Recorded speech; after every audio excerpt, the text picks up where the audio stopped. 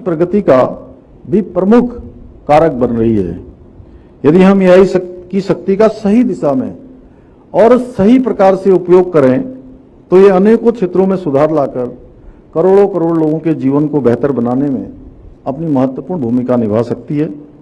इसकी सहायता से हम एक ऐसी दुनिया का निर्माण कर सकते हैं जिसमें सतत विकास के लक्ष्यों को प्राप्त करने में और आसानी होगी और आसानी से हम सतत विकास के लक्ष्यों को प्राप्त कर सकेंगे। चिकित्सा क्षेत्र में एआई का उपयोग करके हम रोगों को शीघ्र और सटीक निदान कर सकते हैं, जिससे लोगों को समय पर बेहतर स्वास्थ्य सुविधाएं मिल सकती हैं, स्वास्थ्य सेवाएं मिल सकती हैं। शिक्षा के क्षेत्र में एआई का उपयोग करके शिक्षण कार्य को और अधिक इंटरेक्टिव और प्रभावी बना सकता है। कृषि में एक एआई का उपयोग करके हम फसल उत्पादन को बढ़ा सकते हैं, जलवायु परिवर्तन के प्रभावों को समझ सकते हैं और किसानों की आय को दोगुना करने के उद्देश्य को साकार कर सकते हैं। हमारे राज्य की प्राकृतिक सुंदरता, संसाधनों की रक्षा के लिए भी एआई महत्वपूर्ण भूमिका निभा सकता है। एआई आधारित निगरानी प्रणालियां वन्य जीव संरक्षण के क्षेत्र में, वन संरक्षण, जल संसाधनों के संवर्धन और संरक्षण की सुरक्षा में बहुत महत्वपूर्ण साबित हो सकती है। इससे हम पर्यावरण को, इकोलॉजी और इकोलॉजी के बैलेंस को भी बनाने में सफल हो सकते हैं। जैसा कि आप सभी को भली भांति मालूम है कि आज समूचा विश्व जलवायु परिवर्तन की चुनौतियों से जूझ रहा है। चूंकि आदरणीय लोकसभा अध्यक्ष जी यहाँ पर हैं, तो मैं जरूर उनके समक्ष कहना चाहता हूँ कि इस वर्ष हमको राज्य के अंदर, उत्तराखंड के अंदर, या मैं कहूँ पूरे हिमालयन रीजन में, उत्तराखंड, हिमाचल प्रदेश, जम्मू कश्मीर या अरुणाचल नॉर्थ ईस्ट के प्रदेशों, सभी स्थानों पर पहले लोग कहते थे कि अत्याधुनिक अगर कहीं निर्माण हो रहा है तो वहां पर आपदाएं आ रही हैं। लेकिन मैं आपको बताऊं कि जितनी भी आपदाएं राज्य के अंदर घटित हुई हैं, मैं लगभग सभी स्थानों पर पहुंचा हूं और मैंने देखा है कि कहीं कोई निर्माण कार्य कुछ नहीं हुआ है। जैसे मैं अगर आपको धराली की बात करूं तो कोई ऐसा बहुत विशेष वहां पर कोई लोहा, कंक्रीट, सीमेंट का बहुत बड़ा जमावड़ा या बहुत बड़ा वहां पर कोई निर्माण कार्य हो, ऐसा नहीं है। इसी प्रकार से पौड़ी जनपद के भरसार क्षेत्र से आगे पैठानी के पास सैंजी गांव, जहां एक भी निर्माण नहीं है, केवल सामान्य गांव, वहां पर एक ही गांव में 22 स्थानों पर बादल फट जाता है। थराली में बादल फट जाता है, चेपड़ों में बादल फट जाता है। पौसारी गांव बिल्कुल सीमांत क्षेत्र, हमारा पिंडारी ग्लेशियर के पास का क्षेत्र, वहां भी कोई निर्माण कार्य नहीं, लेकिन वहां भी बादल फटने की ये घटना होती है और अपने साथ पूरा सैलाब लाती है। तो ये कहीं ना कहीं ये जो ग्लोबल वार्मिंग जिसकी बात हम सब लोग करते आए हैं, हमारे वैज्ञानिक करते हैं, उसका असर अब यहाँ पर दिखाई दे रहा है। तो ऐसे में अगर एआई आधारित प्रणाली होगी तो आपदाओं को हम रोक नहीं सकते, लेकिन प्रिडिक्टिव होकर यदि हमको पहले इसकी जानकारी मिल जाएगी तो जान माल की जो बड़ी क्षति होती है उस क्षति को भी हम बचा सकते हैं। और मैंने भारत सरकार से भी, माननीय प्रधानमंत्री जी से, गृह मंत्री जी से और जो एजेंसियां हैं उनसे मैंने अनुरोध किया है कि राज्य के अंदर जो इस प्रकार के ग्लोबल वार्मिंग के कारण से जो ये आपदाएं आ रही हैं, इनका एक आकलन भी होना चाहिए। हम राज्य के स्तर पर भी कर रहे हैं और आपके भी संज्ञान में रहेगा तो निश्चित रूप से ये चीज़ें हमारी आगे बढ़ेंगी और इस पर हमने इन सभी का बहुत सामना किया है। आज जब बारिश होनी चाहिए, बारिश नहीं हो रही है।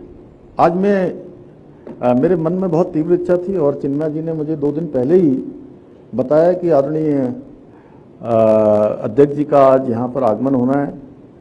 तो मेरे को बहुत इच्छा थी कि प्रातःकाल से मैं सारे काम करके मैं आपके आने से पहले यहाँ पहुँच जाऊँ, लेकिन आज दुर्भाग्य से आज भी देहरादून में पूरी रात भर 1 मिनट भी न रुकने वाली भारी तेज बारिश हुई है, जिसके कारण से कम 20 स्थानों पर आज भी सारे मार्ग हमारे अवरुद्ध हो गए हैं। कई जगह पर लैंडस्लाइड हो गई है, कई जगह पर जो है पुल जो है हमारे इस आपदा की भेंट चढ़ गए हैं।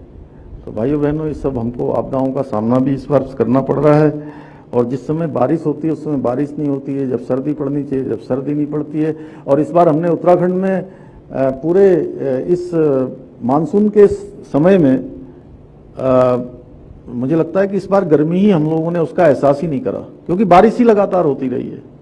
और पिछले वर्ष आप देखेंगे तो ये एक भयंकर गर्मी का हम लोगों ने सामना करना पड़ा जितना कभी नहीं किया था। भाइयों बहनों, आज आदरणीय प्रधानमंत्री जी के नेतृत्व में एआई तकनीकों को बढ़ावा दिया जाने के लिए विश्व स्तर पर आज भारत की एक विशिष्ट छवि बनी है, विशिष्ट स्थान बना है।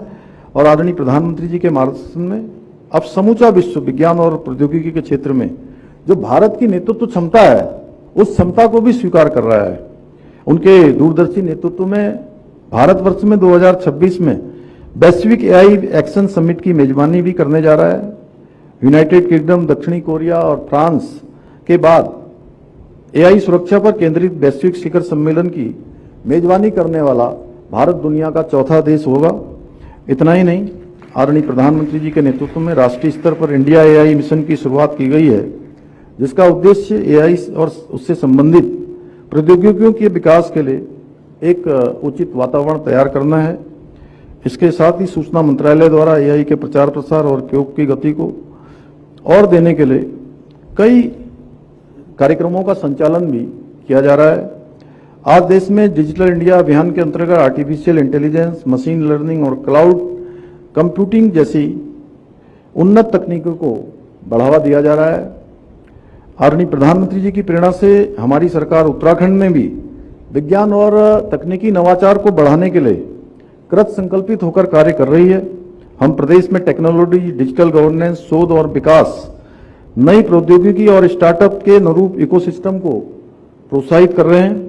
साथ ही हम प्रदेश में साइंटिफिक रिसर्च और लर्निंग को बढ़ावा देने के लिए साइंस बेस्ड नॉलेज इकोनॉमी को भी मजबूत करने का प्रयास कर रहे हैं।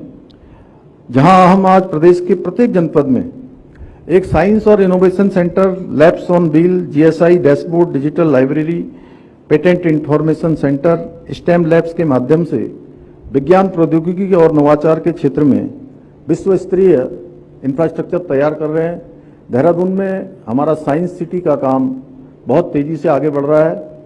वहीं एआई, रोबोटिक, ड्रोन, सेमीकंडक्टर और प्री इंक्यूबेशन लैब की स्थापना जैसे महत्वपूर्ण नवाचारों को बढ़ावा दे रहे हैं। भाइयों बहनों, हमारी सरकार द्वारा तकनीकी और नवाचार के उपयोग से सरकारी सेवाओं को पारदर्शी और प्रभावी बनाने की दिशा में भी कार्य किया जा रहा है। हमने राज्य में सीएम हेल्पलाइन 1905 सहित विभिन्न जन कल्याणकारी सेवाओं में एआई तकनीक का उपयोग प्रारंभ कर दिया है। इतना ही नहीं, हम कृषि के क्षेत्र में भी किसानों को तकनीक से जोड़ने हेतु राज्य में स्मार्ट एग्रीकल्चर तकनीकी को बढ़ावा दे रहे हैं, जिसके माध्यम से राज्य में तकनीकी और सेंसर आधारित खेती को प्रोत्साहित किया जा रहा है, जिससे कृषि उत्पादन को बढ़ाने में मदद मिल रही है। यही नहीं, हम हिमालय क्षेत्रों में जलवायु परिवर्तन पर शोध के लिए डाटा एनालिटिक्स और सैटेलाइट इमेजरी का भी उपयोग कर रहे हैं। हमारी सरकार का प्रयास है कि केंद्र सरकार के संस्थानों के साथ सामंजस्य बैठाते हुए प्रदेश में एआई के लिए एक अनुकूल वातावरण तैयार किया जाए। इसके लिए जरूरी है हम एक ऐसा मंच तैयार करें जहां प्रदेश के प्रतिष्ठित संस्थानों से विशेषज्ञ आए, अपने ज्ञान एवं अनुभव को साझा करते हुए पारस्परिक सहयोग द्वारा एक मजबूत एवं प्रभावी तंत्र विकसित कर सकें। भाइयों बहनों, आज विश्व भर में एआई तकनीक का उपयोग प्रत्येक क्षेत्र में नई नई संभावनाओं के द्वार खोल रहा है, लेकिन इसके साथ ही हमें इसके दुष्प्रभाव और इससे पारंपरिक रोजगार पर पड़ने वाले संभावित प्रभावों को लेकर भी सजग रहना होगा। मेरा पर्सनली मानना है कि हमें इसे एक खतरे के रूप में नहीं बल्कि एक नए अवसर के रूप में देखना चाहिए। हमें साइबर सुरक्षा, गलत सूचना, डीप फेक से जुड़ी चिंताओं को भी दूर करना चाहिए। हम अपने युवाओं को एआई फ्रेंडली हमें उनको बनाना होगा, क्योंकि जो इस तकनीक के साथ कदम मिलाकर चलेंगे वही बदलते दौर में आगे आ पाएंगे। इसलिए आवश्यक है हम अपने शिक्षा और प्रशिक्षण से इस ढांचे को इस प्रकार से तैयार करें जिससे हमारे युवा एआई का उपयोग ही न करें बल्कि उसके विकास में भी अपनी भूमिका निभा सकें। मेरा मानना है कि आज एआई और आध्यात्मिकता के समन्वय पर आयोजित इस सम्मेलन में जो गंभीर चिंतन मनन होगा वो संपूर्ण विश्व को नैतिक, वैज्ञानिक और मानवीय दृष्टिकोण से एक नए उज्जवल भविष्य की ओर अग्रसर करेगा। मुझे पूरा विश्वास है इस सम्मेलन तकनीक और अध्यात्म के बीच एक सेतु बनकर समाज के सर्वांगीण विकास में अपनी महत्वपूर्ण भूमिका निभाएगा। संपूर्ण विश्व के कल्याण का मार्ग प्रशस्त कर भारत को पुनः विश्व गुरु बनाने के हमारे विकल्प रहित संकल्प को साकार करने में सहायक सिद्ध होगा। इसी विश्वास के साथ एक बार फिर से मैं आदरणीय लोकसभा अध्यक्ष ओम बिरला जी का फिर से स्वागत करते हुए, अभिनंदन करते हुए, आयोजकों का, चिन्मया जी का और सभी विद्वत जनों का आभार व्यक्त करते हुए अपनी बात को समाप्त करता हूं। धन्यवाद।